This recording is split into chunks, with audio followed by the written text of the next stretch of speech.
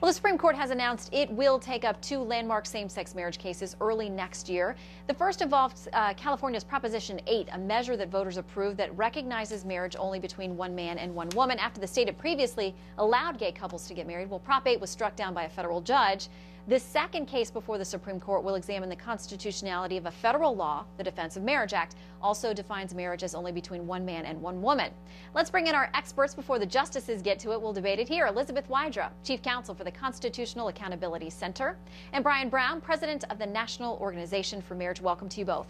Thank you, Shannon. Great to be here. All right, Brian, I'll start with you. If some states and voters and legislatures have decided it's okay for people to get married, gay couples to get married in their states, why shouldn't the Supreme Court look at whether or not it's fair to ensure that those rights are recognized in all 50 states?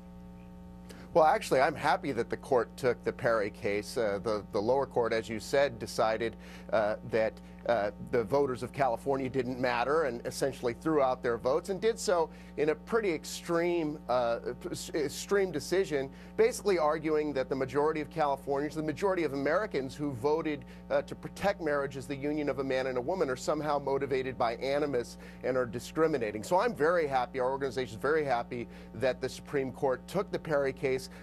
Proponents of same-sex marriage did not want them to take the case. They actually argued against the Supreme Court granting cert. So now the Supreme Court will decide, and I think it's time for the Supreme Court to correct some wrongs that happened, especially in the 9th District Court, which is, as you know, the most overturned court in the country. So we think that the Supreme Court is going to overturn the lower court decisions and is not going to create out of thin air a U.S. constitutional right to redefine marriage. All right, Elizabeth, I want to bring you in here because along, of course, with the debate over Prop 8, there's the Defense of Marriage Act, which the administration decided last year it would no longer continue defending in these legal fights in court. That now is going to also be on the plate, a separate case. Where do you think we go with the DOMA case? Well, I think that both cases really implicate core constitutional values of equal protection and freedom and the fundamental right to marry. And I think that I'm surprised that Brian seems to be suggesting that some of these most important constitutional rights can be put up to a vote. That's not how the Constitution works. And here we have the Equal Protection Clause guaranteeing equal protection of the laws to any person. And that broad language includes men and women, black or white, straight or gay. And it's not about expanding or creating out of thin air some new rights. It's about simply applying the plain text of the Constitution. And when federal judges have applied that plain text of the Constitution, they have found discriminatory marriage laws unconstitutional. And those judges they range from dyed-in-the-wool 9th Circuit liberals to George W. Bush appointed judges. So, you know, I think that I am confident that the Supreme Court, when they look at the Constitution, a majority of justices will find that these discriminatory marriage laws are unconstitutional, and rightly so. All right, I want to bring in the latest Fox News polling that we have on this issue. Basically, when we asked folks back in, these are exit polls from November 6th, from the last election, of course, should same-sex marriage be legally recognized? Yes, 49%, no, 46%. Obviously, the country is closely divided on this, but we've seen a little bit of a shift in those numbers. Brian, do you think that the time has come that attitudes about this have changed and the court will go along with that change?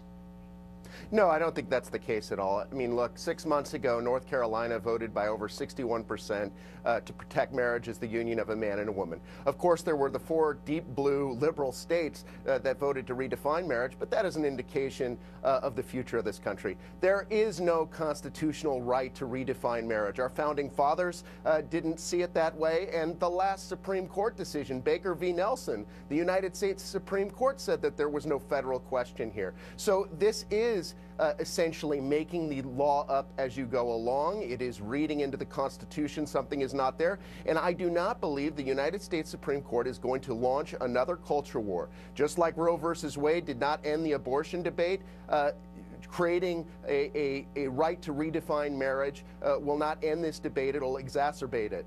All right, Elizabeth, quickly, I want to give you the last word here, but you and I know that there are some really wonky things here before the court, issues of standing and what are the proper parties to be here. Do you think they resolve those and actually get to the merits of these two cases, or do you think we get hung up on something that stops short of making any real pronouncement on the constitutionality of gay marriage? I think we won't really have a good sense of that until the oral arguments, which will probably happen in March, whether the justices are inclined to go with a sort of procedural out. But, you know, I think when you get back to the fundamental issue, you know, you don't have to read into the Constitution anything, like Brian said. You just have to read the Constitution. And the Constitution's plain text gives equal protection of the laws to any person. And that applies to same-sex couples just as it applies to opposite-sex couples. And I think that the Supreme Court, you know, they don't follow public opinion, but at the same time, I don't think they want to be on the wrong side of history. You look back 45 years when the Supreme Court struck down laws that forbid people of different races from marrying one another. And there you had, gosh, 73% of the country who thought that those laws were just fine. But the court said, you know what? We don't put our constitutional rights up to a popular vote. We apply the Constitution as it's written. All right, Elizabeth Wydra, Brian Brown, we'll see where at least 5 of the justices come together on either one of these cases. Thank you both. Thank you, Shannon. Thank you.